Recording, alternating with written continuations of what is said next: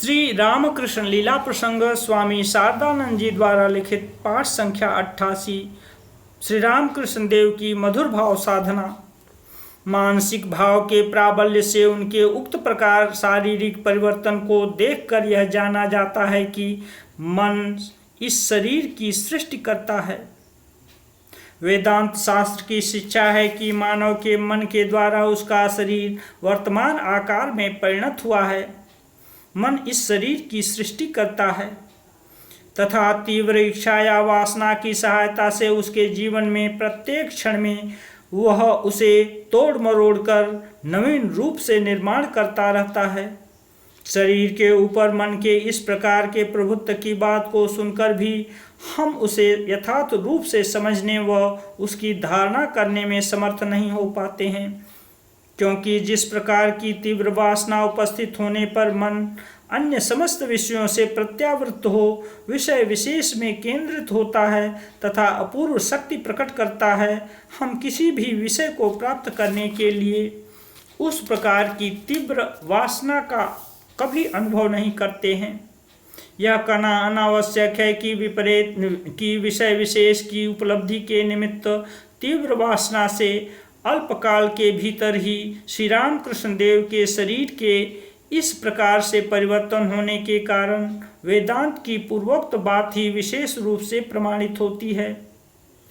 पद्मलोचन आदि प्रख्यात पंडितों ने श्री रामकृष्ण देव की आध्यात्मिक उपलब्धियों को सुनने के पश्चात वेद पुराण आदि में लिपिबद्ध पूर्व युगों के सिद्ध ऋषियों की उपलब्धियों के साथ उनकी तुलना करते हुए कहा था, आपकी उपलब्धियां वेद पुराण आदि को अतिक्रमण कर बहुत दूर आगे तक बढ़ चुकी हैं। मानसिक भावों के प्राबल्य से श्री रामकृष्ण देव के शारीरिक परिवर्तनों का मनन करने पर स्तंभित हो यही कहना पड़ता है कि उनके शरीर विकारों ने शरीर संबंधी ज्ञान राज्य की सीमा का उल्लंघन कर उसमें अपूर्व युगांतर लाने की सूचना दी है। अस्तु। श्री रामकृष्ण देव को श्री कृष्ण का दर्शन लाभ। उस समय श्री रामकृष्ण देव का ईश्वर के प्रति पति भाव का प्रेम परिशुद्ध तथा घनीभूत होने के कारण ही उन्होंने उपरोक्त रूप से श्री राधा रानी की कृपा का अनुभव किया था तथा उस प्रेम के प्रभाव से अल्पकाल बाद ही उनको सच्चिदानंद घन विग्रह श्री कृष्ण का पुनीत दर्शन प्राप्त हुआ था। उनकी मूर्ति भी अन्य मूर्तियों के भांति उनके श्री अंगों में मिल चुकी थी। उक्त दर्शन प्राप्ति के 2 महीने बाद परमहंस श्री तोतापुरी का आगमन हुआ था तथा उन्होंने वेदांत प्रणीत अद्वैत भाव की साधना में उनको नियुक्त किया था।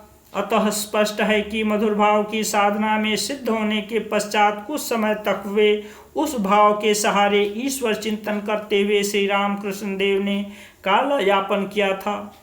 उनके श्रीमुख से हमने सुना है कि उस समय श्री कृष्ण के चिंतन में एक तन्मय होकर अपने पृथक अस्तित्व बोध को भूलकर उन्होंने कभी अपने को श्री कृष्ण रूप से अनुभव किया था और कभी ब्रह्म स्तंभ पर्यंत सभी का श्री कृष्ण विग्रह के रूप में दर्शन किया था।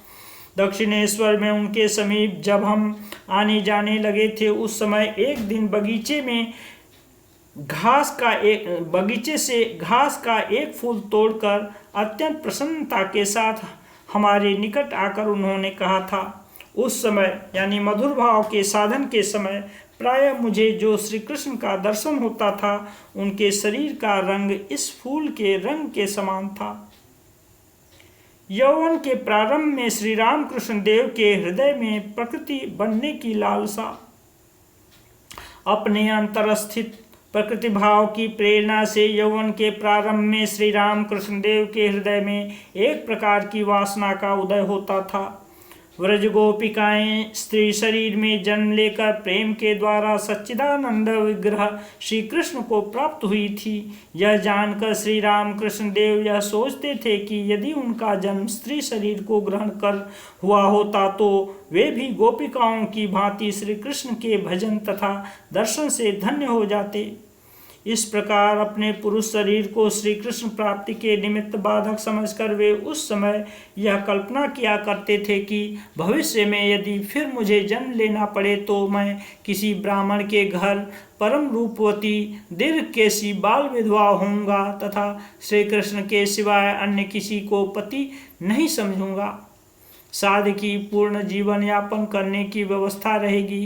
कच्ची झोपड़ी के निकट 2-1 एकड़ जमीन रहेगी जिसमें अपने हाथों से 2-4 तरह की सब्जी लगाकर उसके द्वारा अपना जीवन निर्वाह करूंगा और मेरी देखभाल के लिए एक वृद्धा रहेगी तथा एक गाय भी होगी जिसे मैं स्वयं दूह सकूंगा एवं सूत काटने के लिए एक चरखा भी रहेगा।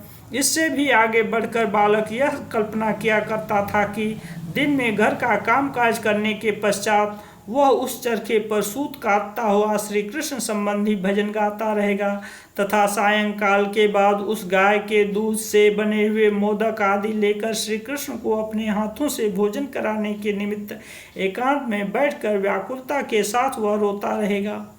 भगवान श्री कृष्ण भी इस आचरण से प्रसन्न होकर गोपवेश धारण कर सहसा वहाँ उपस्थित हो उन वस्तुओं को ग्रहण करेंगे तथा दूसरों की दृष्टि बचाकर इस प्रकार प्रतिदिन उनके समीप आते जाते रहेंगे। श्री राम कृष्ण देव के मन की यह वासना उस तरह पूर्ण न होने पर भी मधुर भाव के साधन के समय पूर्वोक्त प्रकार से सिद्ध हुई थी। भागवत भक्त और भगवान तीनों एक हैं तथा एक ही तीन हैं, इस तरह का दर्शन मधुर भाव में अवस्थित रहते समय श्री राम कृष्ण देव के और एक दिव्य दर्शन का उल्लेख कर हम प्रस्तुत विषय का उपसंहार करेंगे। उस समय विष्णु मंदिर के बरामदे में बैठकर वे एक दिन श्रीमद् भागवत की कथा सुन रहे थे। सुनते सुनते भावाविष्ट हो उन्होंने भगवान श्री कृष्ण की ज्योतिर्मय मूर्ति का दर्शन किया। तदनंतर उन्होंने देखा कि उस मूर्ति के पाद पद्मों से रस्सी की तरह एक ज्योति निकलकर सर्वप्रथम उसने श्रीमद् भागवत को स्पर्श किया एवं तदुपरांत उनके वक्षस्थल में संलग्न हो उन तीनों वस्तुओं को कुछ देर तक के लिए उसने एक साथ संयुक्त कर रखा। श्री राम कृष्ण देव कहते थे कि इस प्रकार के दर्शन से उनके मन में यह दृढ़ धारणा हुई कि भागवत भक्त और भगवान ये तीनों भिन्न रूप से प्रकट रहते हुए भी एक ही हैं अथवा एक ही पदार्थ के तीन रूप हैं। भागवत यानी शास्त्र, भक्त और भगवान तीनों एक हैं तथा एक ही तीन हैं।